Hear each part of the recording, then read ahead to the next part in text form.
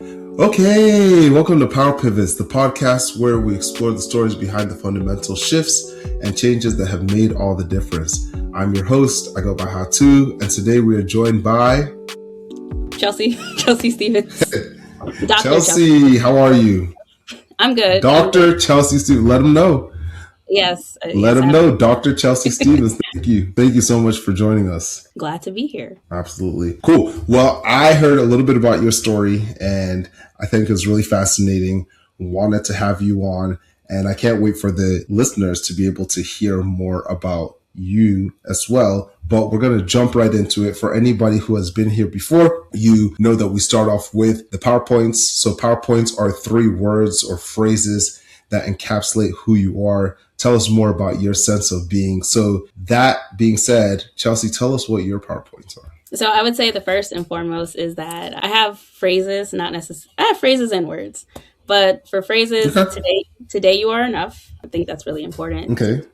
Meet yourself where you're at every day, and to be kind to yourself at all times, and to always remain detached. Those are probably 3 phrases, and 3 words would be: I'm an educator, I'm kind, and I'm fun. Lots of fun. All right. Okay. Cool. All right. So educator, kind, fun. Today you are enough. Be kind to yourself and remain detached. Remain detached. Okay. Interesting. Okay. All right, cool. Well, it's going to be very interesting to see how those show up in your story. So without further ado, let's get into it. So they always say the story is told in hindsight, and hindsight is 2020. So humor us, put on your 2020 glasses, look back, tell us a little bit more about your hindsight story and how we got to where we are today. Well, actually, it's funny enough, it started in 2020. It started during the pandemic, actually. Okay. There you go. The execution started in 2020, or it was brewing like 2018, 2019. So I guess this is a story about entrepreneurship. So I will talk a little bit about my formal background. So I was a biomedical engineer for over 10 years, about 14 years in total. Studied biomedical engineering in undergrad and then grad school. And that is what I was technically trained in. So the trajectory for me would be like med school, be a professor, work in corporate America, but within the realm of STEM and biomedical engineering in particular. But during grad school, wine was something that I enjoyed casually on the side. And then it became a vice actually at one point. And one of the things, or one of my favorite pastimes before the pandemic actually happened, was I would, after doing research in the lab, we still have to analyze data, but I wouldn't want to analyze my data in the lab. So I would go to a bar or a restaurant downtown in the Commons, which you're familiar with.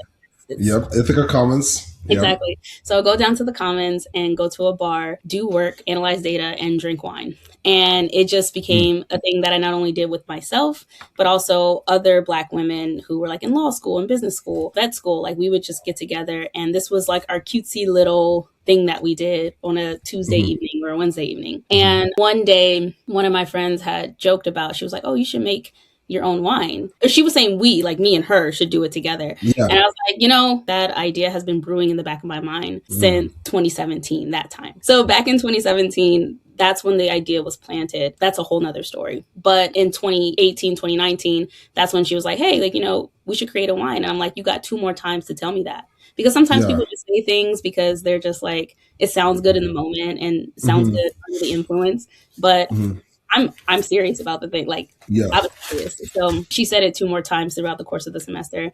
And by the end of 2019, we were starting to create what eventually became Vinstinct. And originally it was me and 3 other girls, but that's a whole nother story.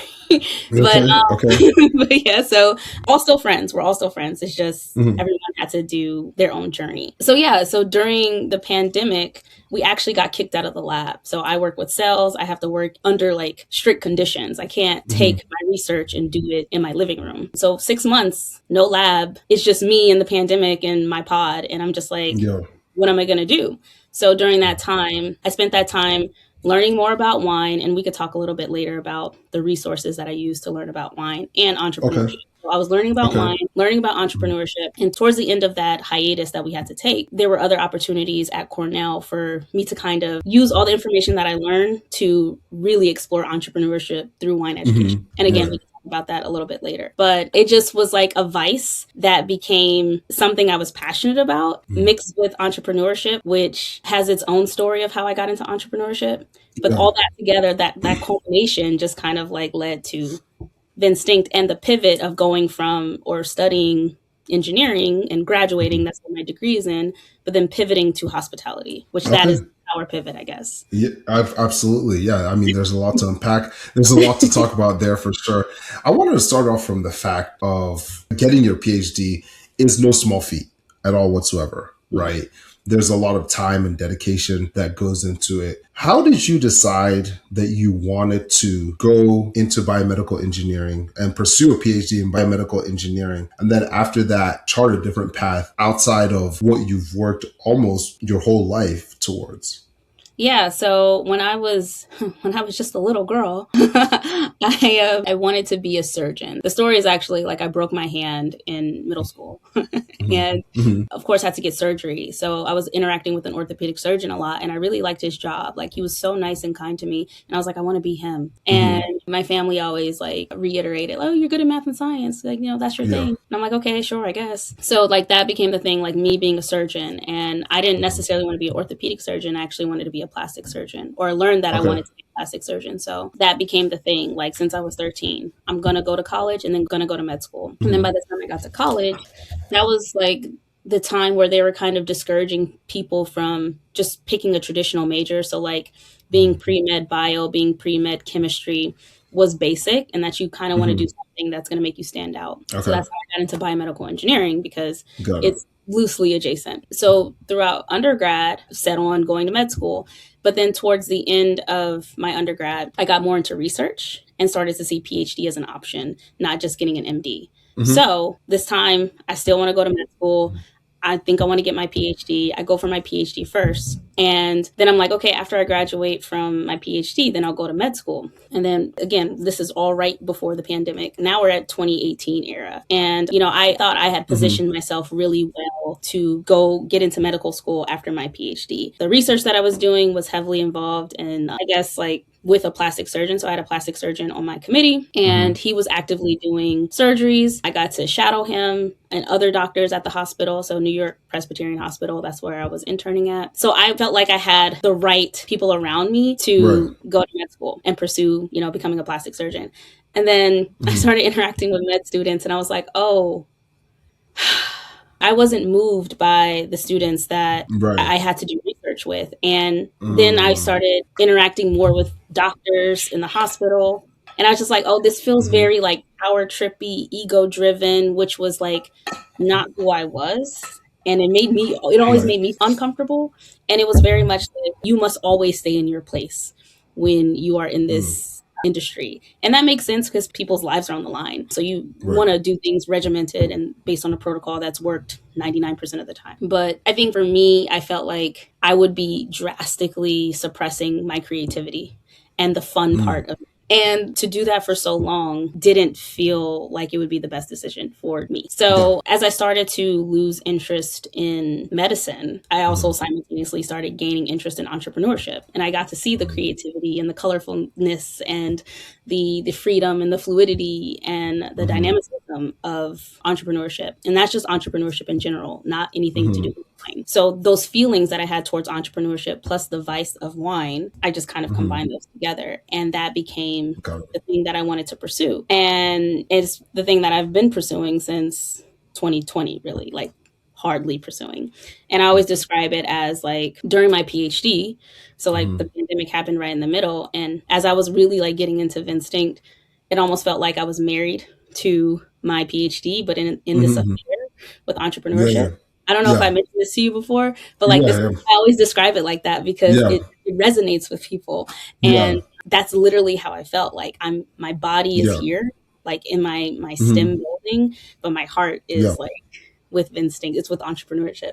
It's Yeah. with entrepreneurship. So that was a really difficult thing to navigate for like Mm. the second half of my PhD. But that's Yeah. how kind of we got here.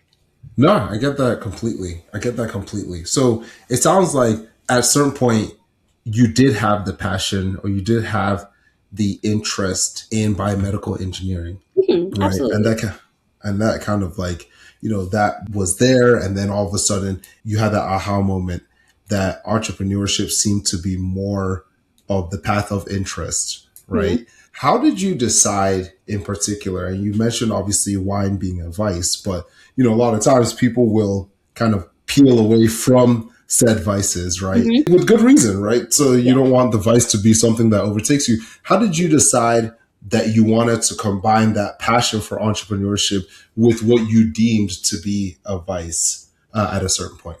So, me pursuing entrepreneurship through wine was an excuse for me to use my vice first and foremost. Like that, it was used as an excuse. But as I've Mm, gotten older and my body has changed a lot, in a mm, really like negative and then positive way, or mm, just like how I respond to the vice has evolved, mm, and just my values have changed, and it's something I never want to run from. Like the vice is just is sort of a band-aid for something deeper, and mm. my goal was not necessarily to get rid of the vice. It was actually to figure out the problem, because you can change the vice or the band-aid with something else. Yeah, So I could yeah, do something else that's equally as toxic but seen as positive. If yeah. you're toxic about that, like that's also a vice too. So to me, it was more important of not really dismantling the vice but figuring out what's causing me to need a vice. And when I figured that out, my relationship with the vice, it was no longer a vice. It was just like a companion, or I've been sober Yeah, since July, and I'm breaking my sobriety in a couple yeah, of days because my birthday. That was yeah, planned. Like this is a sober yeah. curious journey. So yeah, like I've been reading a lot of books on stoicism too. And one of the things that they talk about is doing things in moderation and not picking the extremes. So people who have vices, and don't get me wrong, like there are a lot of strong dependencies on of vices, and like the only solution is to remove it from your life. But for a lot of us, we Mhm. can operate in that moderation phase, but people will choose one or like the extremes. And to me, you miss out on life when you choose an extreme. I don't live in the extremes. I live in the middle. And occasionally I will dabble in the extremes, like Mhm. right now, sober. That's the extreme, Yeah, no drinking yeah, at all. yeah, But then mhm. I'll go back to being in the middle. And then who knows? One Yeah, day I might just yeah, drink a lot. And then that would just be for a day. yeah, yeah, And then I can go back to the middle. yeah. Like Yep. life is more nuanced than yes or no. So Yeah. No. Okay. That makes a lot of sense. So, okay, at this point, you've decided that you're going to lean in, and obviously, the pandemic. A lot of us had a lot of time, weren't able to do what we would have imagined that we would be doing just a year before. How did you get up to speed in wine? Like, what resources did you learn to use to learn more about wine, to educate yourself more about wine making, about wine tasting, all of that?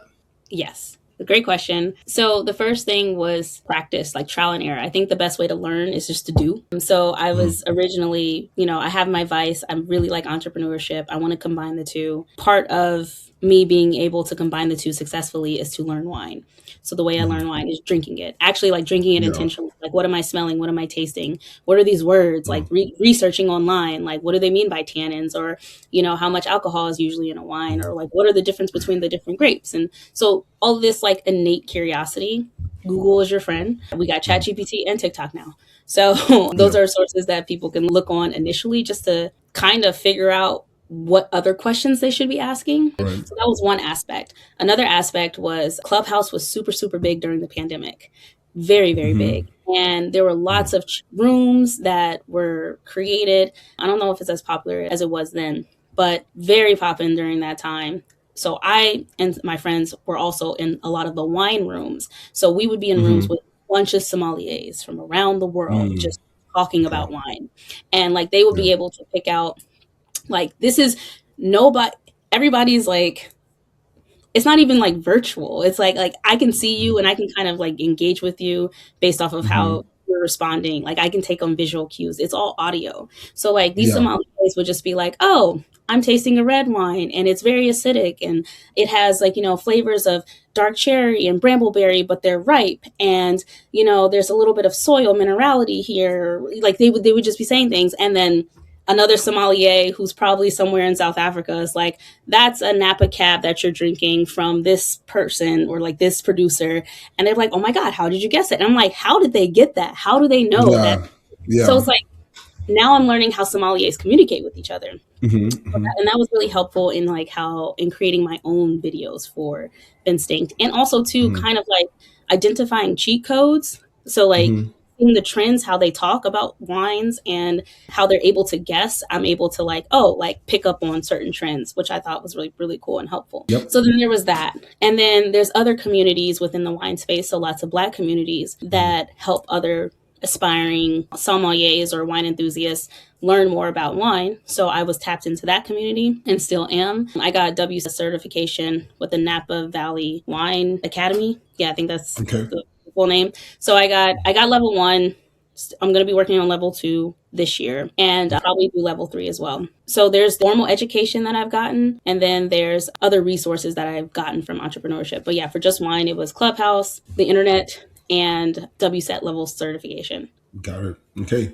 And how much a part do you think that your research background that you use for your PhD play into the approach that you've taken both to get up to speed on entrepreneurship and on wines? Well, I would say probably the best thing that anyone can gain or learn from a PhD is that they can learn how to teach themselves something that they've never learned before. And they know how to create new information. Okay. It doesn't matter what PhD program you're in, you are constantly reminded that you don't know enough.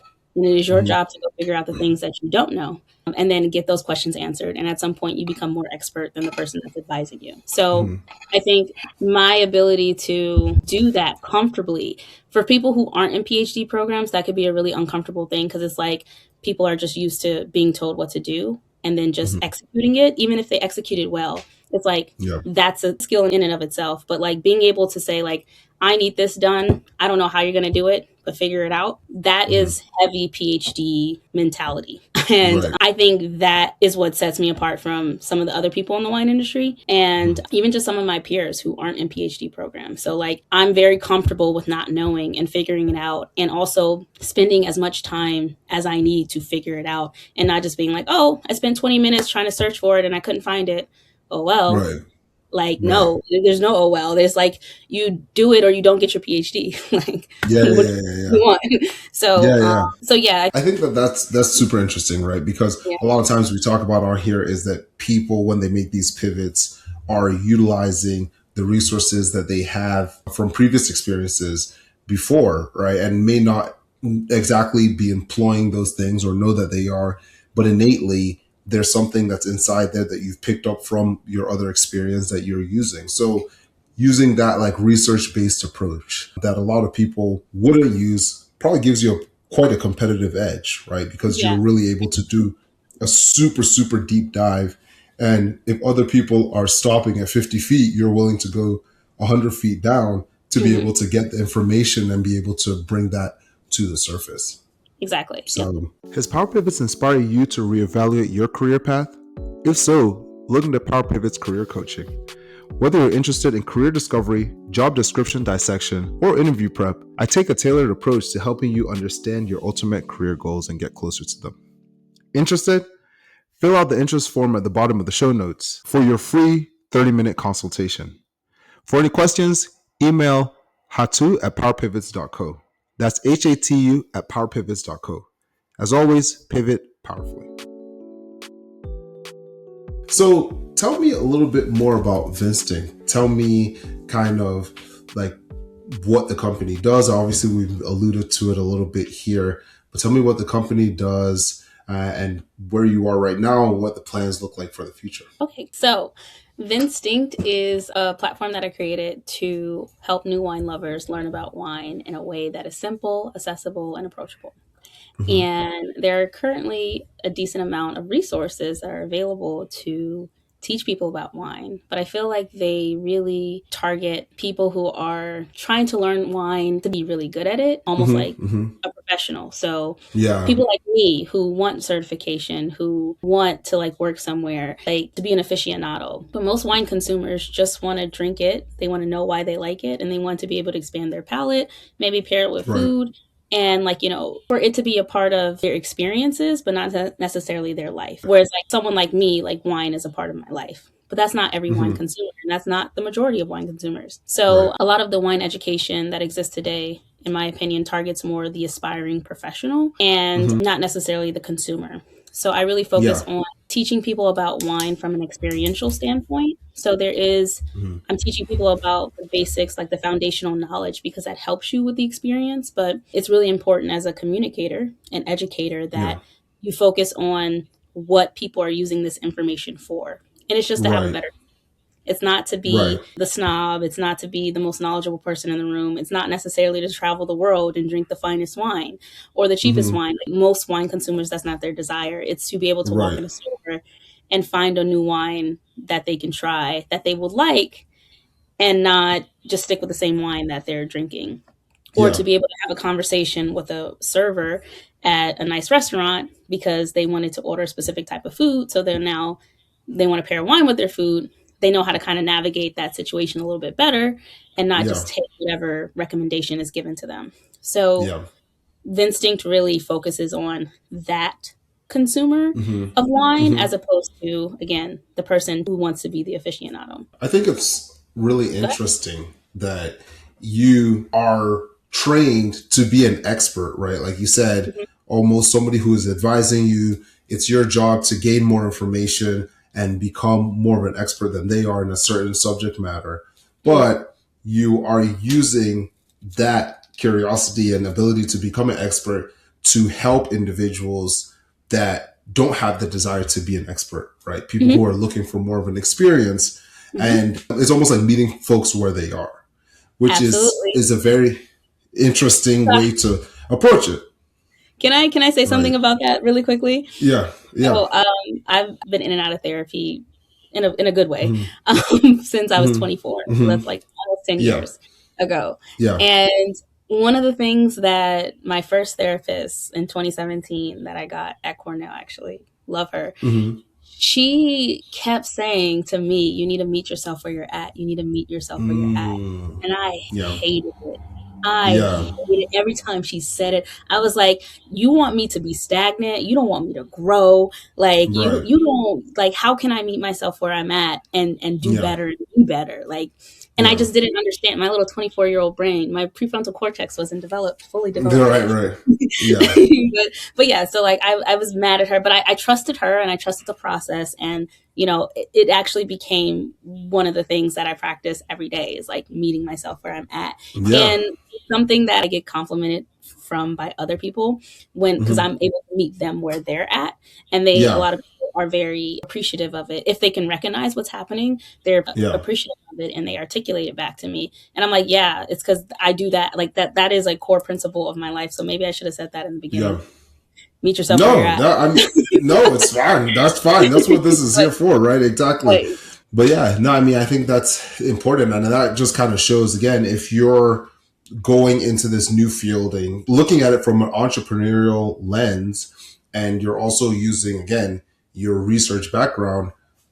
That's one of the things. Like you're finding the product market fit, and where's the need, right? The need Mhm, is not for people to train more psalms. Like mhm, the need is not for people to have more like materials on expertise. It's mhm, to make it accessible, make wines accessible to mhm, folks to be able to do whatever they want to do with mhm. it, right? And I Exactly. think that Mhm, it's fascinating that you were able to find that opportunity and be able to utilize that to be able to go on your journey and to be able to pivot from that standpoint. mhm. So from an offering standpoint, I guess what kind of offerings do you have right now with Vinstinct? Yeah. So right now, I just produce content on many different Hmm. platforms. There's YouTube, Instagram, and TikTok. And I guess I can Okay. give you handles later. But Yeah, yeah. They'll be in the show but notes as well. perfect. But one of the things that I'm working on currently is a series of books that are Okay. designed and customized for specific types of wine learners. So Hmm. even though I talked a lot about the wine consumers who just want to be able to find a new wine that they enjoy or be able to pair a wine with their food, there's those people. And then I'm also not neglecting the other avid wine consumers who Hmm. want to become aficionados, maybe not a som, but like they want to be Yeah, the yeah. person, the wine friend that people come to, and like they want to Yeah. travel the world and try different wine in Europe and Africa and Hmm. all the places. So, Hmm. the spectrum exists. I think the wine industry caters to one side of the spectrum, even though they Right. claim that they try to cater to the entire spectrum. the information that is produced is it's very targeted. So within that spectrum, I essentially identified 6 different archetypes that start from the Okay. most basic beginner person to someone who is like a savant in the field, or just, again, maybe they're not a sommelier that at the 5-star Michelin star restaurant in Paris, but Hmm. but still, like, the spectrum. There's a whole bunch of people within the spectrum, and I've identified 6 archetypes. And right now, I'm working on a workbook series that uses story based learning to teach people about wine, because that's another thing Nice. that a lot of wine education that is offered. It's very traditional, like Hmm. textbook, and then there's also an experiential side. So the Hmm. textbook version is like, we've been to school, most of us. I don't know who your viewership, but like me and you, we've gone to Hmm. school for years, and we know what Hmm. it's like in Yeah. the textbook. And to have to read chapter Hmm. 1 and do the assessments and Hmm. the questions, and then read chapter 2, everything is like very lecture based. And Yeah. even the accessible material is still presented in a way that's lecture based. Like, Yeah. people who are drinking wine, most of them, like, who just want to like find a wine to drink on a Friday Yeah. night, they don't really care how wine is produced.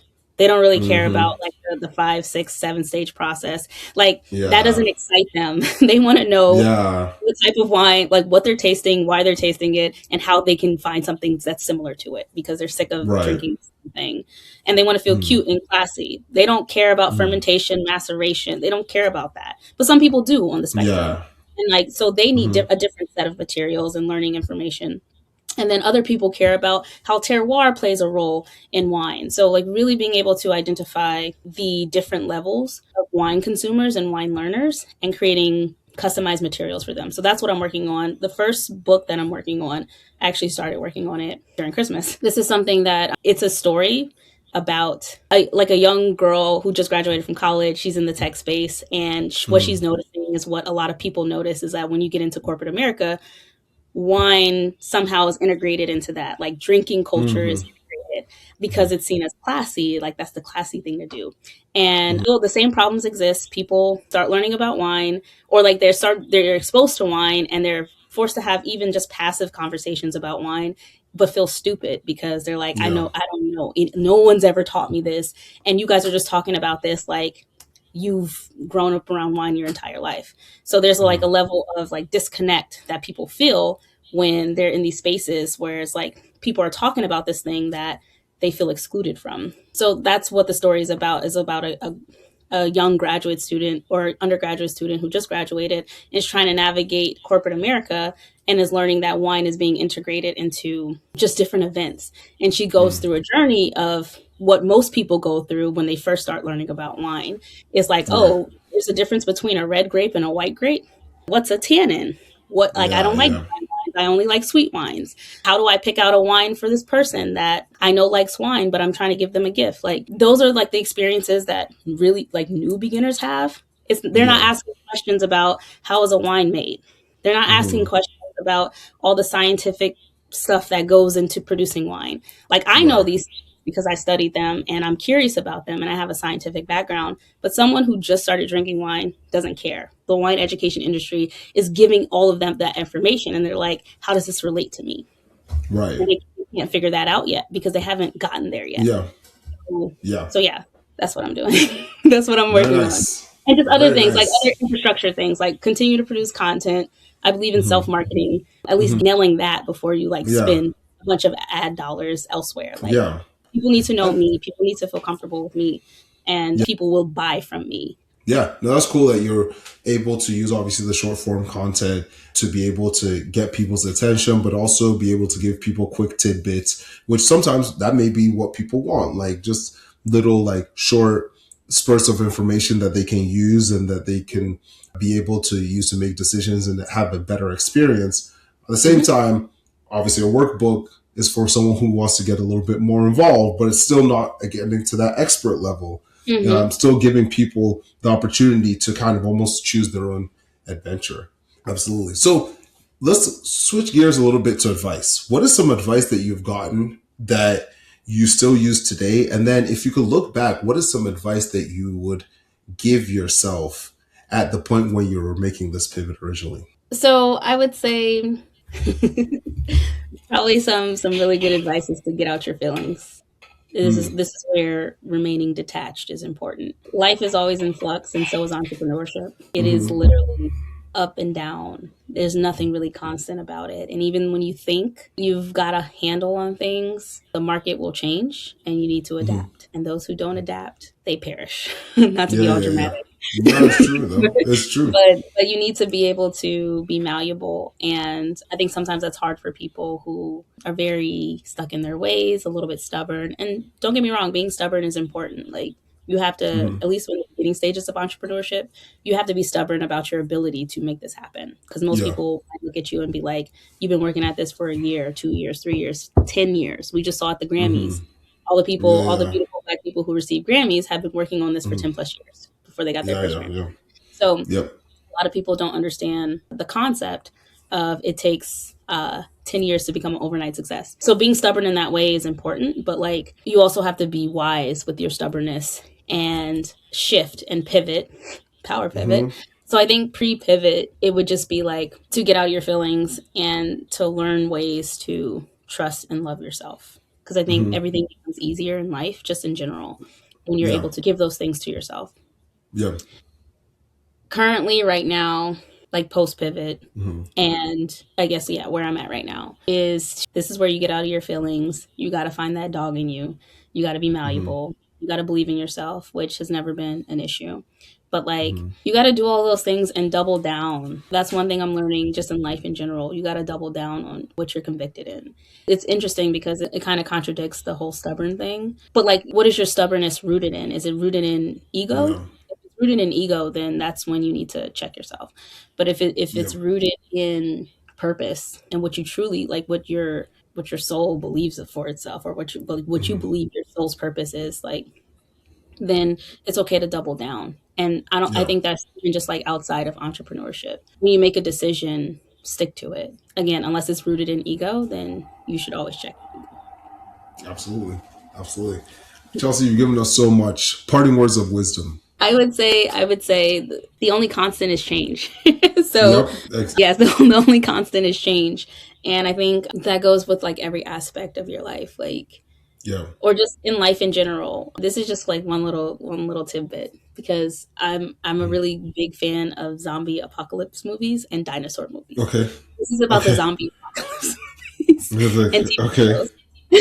shows. So one of the things that I noticed, like, when I was a little bit younger, so like in my early 20s, was that one consistent theme that I saw was that the families that stayed put, they were always killed off, and those that kept moving survived. And some people die on the way, but I always noticed that when you think you're safe and you just want to hunker down and like you feel like you got everything that you need, that's when life hits you, and you got to Yeah. be Yeah. able to. Yeah.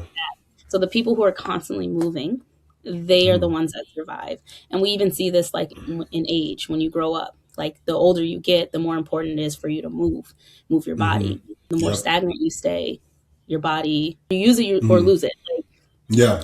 they're saying. So Yeah. it's really important. Movement is very important. Being malleable is very important. And even with water, like, Yeah. flowing water is better than still water. Like, you don't want to drink from water that's been stagnant for hours or days. Like, Yeah. you want to drink from a flow of water. So Yeah. all of that can be tied to entrepreneurship and just life in Yeah. general. Like, keep moving. Don't get stuck in your ways. Don't stagnate. Keep moving. Keep trying to grow, evolve, explore. Even if you're not getting more, but you're just adapting, changing. I think there's something beautiful about that, just in life in general. So those are my parting words of wisdom. Okay. Awesome. Chelsea, thank you so much for making the time here and sharing the amazing journey that you're on with us. Thank you for having me. I appreciate it. This was fun. And thank you all so much for joining. Please remember to like and subscribe for more, and most importantly, pivot powerfully. Be well, everyone. Bye.